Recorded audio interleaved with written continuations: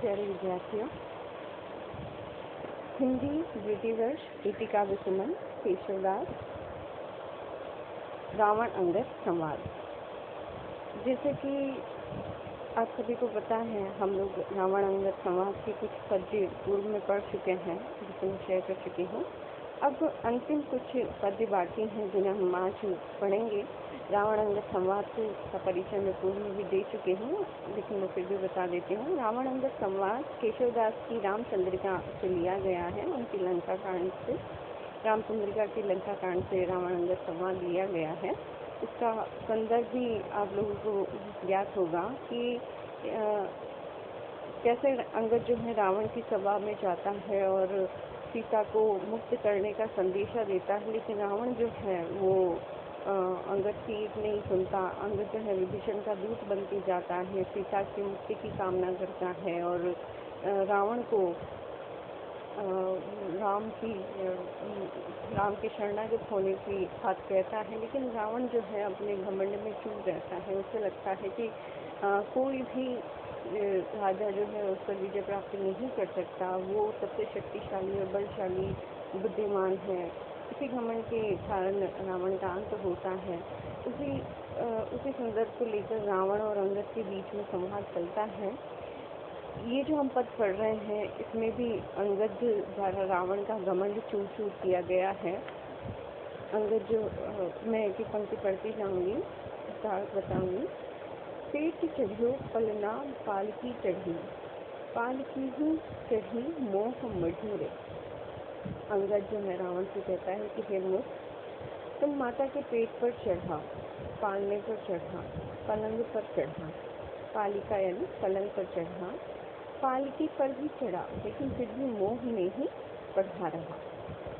चौक चढ़ियो चित्र सारी चढ़ियो, गजबाजी चढ़ियो गढ़ गर्व चढ़ियो रे। ये रावण, तुम विवाह के चौक पर चढ़े, रमणियों के साथ विवाह करने के लिए चित्रशाला पर भी चढ़े, गज यानी हाथी पर चढ़े, घोड़े पर चढ़े, लेकिन फिर भी तुम्हारा घमंड जो है वो दूर नहीं हुआ। व्योम विमान चढ़ियो रहो, सही केशव तो कबहू न पढ़ियो रे। यानी अंगद जो है रावण से कहता है कि तुमने आकाश को भी चढ़ लिया, यानी तुम आकाश में भी चढ़ गए विमान के द्वारा, उसका भी तुमने आकाश का भी विचरण किया, लेकिन तुमने कुछ भी नहीं पढ़ा। यानी तुमने ये सब जीवन के ये सारे सोपान पार कर लिए, लेकिन फिर भी तुमने कोई सोच विचार नहीं किया। चेतत ना ही रहो चढ़ी चित्त तो, चाहत मूल पिताई ताहु चढ़ियो रे। यानी तुम अभी भी अपने ही घमंड में पड़े हो, अभी भी तुम्हारे मन में सोचने विचारने की शक्ति नहीं है। चेतत ना ही रहो चढ़ी चित्त को, यानी कि इतने सारे सोपान पार कर लेने के बावजूद भी तुम में कोई सोचने विचारने की शक्ति नहीं है। चाहत मूल चिताहु चढ़ियो रे, यानी अब तो ऐसा लगता है तुम चिता पर ही चढ़ने को तैयार हो गए। यानी इतने सारे सोपान देखने पर भी तुम्हें अकल नहीं आई है और तुम श्री राम के द्वारा श्री राम से संग्राम चाहते हो, अब तो तुम्हारी मृत्यु निश्चित है। तो इस तरह से अंगद जो है रावण के घमंड को चूर चूर करता है कि तुमने इतने सारे सोपान प्राप्त किए, जीवन के इतने सारे अनुभव लिए, लेकिन फिर भी तुम्हें सोचने विचारने की शक्ति तुमने नहीं आई है। इस पूरे पद्य में उपदेशात्मक शैली है, रावण का घमंड दूर करने की बात को प्रस्तुत किया है। भाषा जो है प्रबोधपादक है और भाषा का प्रयोग किया है।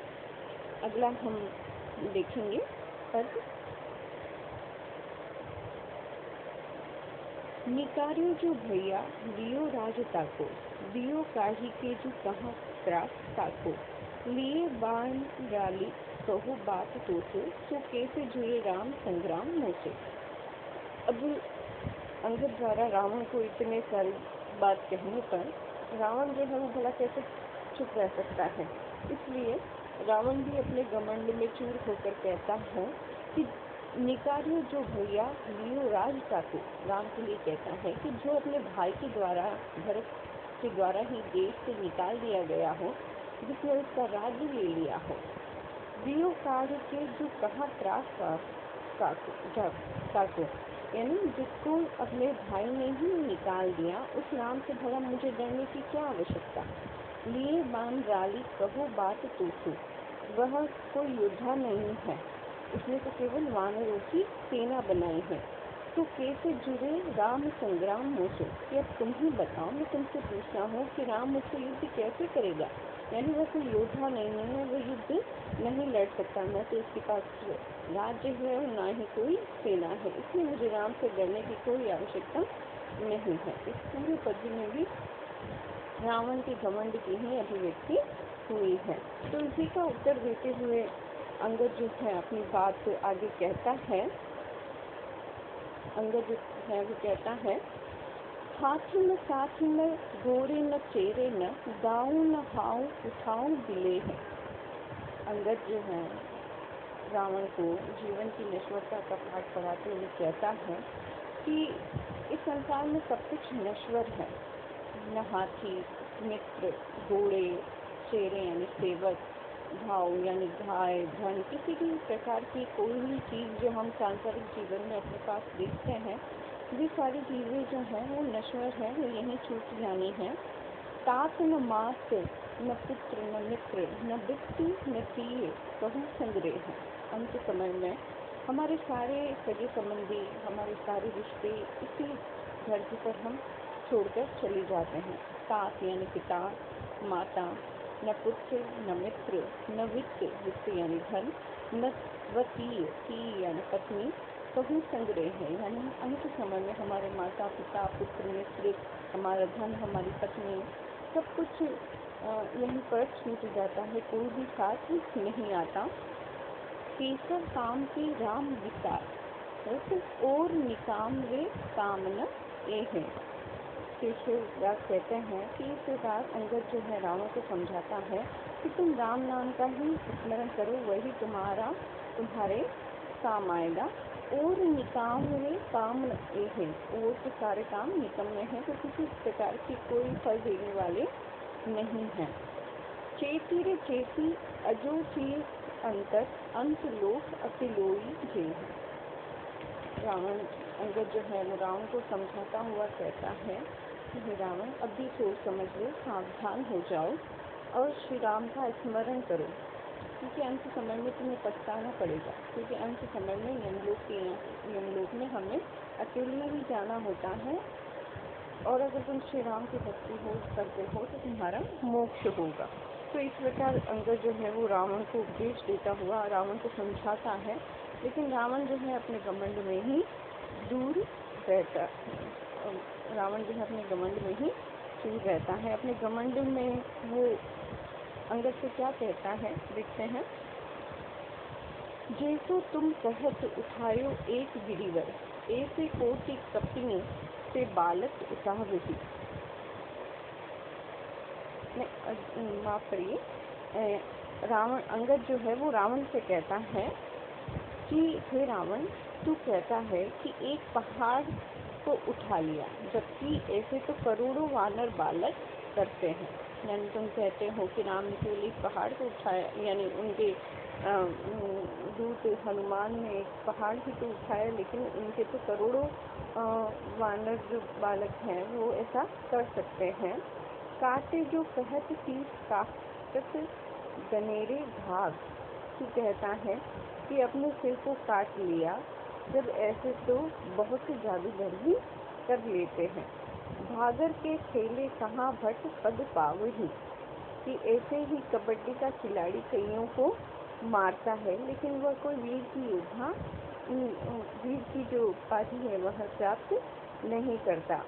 जीत्यो तो सुरेश रंग सांप ऋषि नारी ही को, तुमने अगर इंद्र को जीता है, लेकिन वो कोई बड़ी बात नहीं है, वो तो ऋषि पत्नी अहिल्या का दिया हुआ शाप था, जिसके कारण तुम जीत गए। समझो हम विज नाते समझा ही। अंगद जो है रावण से कहता है कि हम ब्राह्मण होने के नाते में समझाते हैं। जही राम पाई सुख पाई करे तपी तप, कि हे रावण, तुम श्री राम के चरण पकड़ लो, उसी में तुम्हारा सुख है, उसी की तपस्या से ही तुम्हारा समाधान, तुम्हारा मोक्ष प्राप्त होगा। सीता जू को देही देव दुंदुभी सजावही। अब तुम मेरी बात मान जाओ और सीता जी को मुझे सौंप दो, तो देवता भी तुम्हें माफ कर देंगे। तो इस प्रकार इस पद्य में अंगद जो है रावण को समझाता है, लेकिन रावण जो है अपनी बात से बिल्कुल भी अपनी बात से बिल्कुल भी टस-मस नहीं होता, वो अपनी ही बात पर अड़ा रहता है। तो इन सारे पद्य में आपने देखा, ये रावण अंगद संवाद से लिए गए हैं। संवाद शैली का प्रयोग हुआ है, ब्रज भाषा का प्रयोग हुआ है।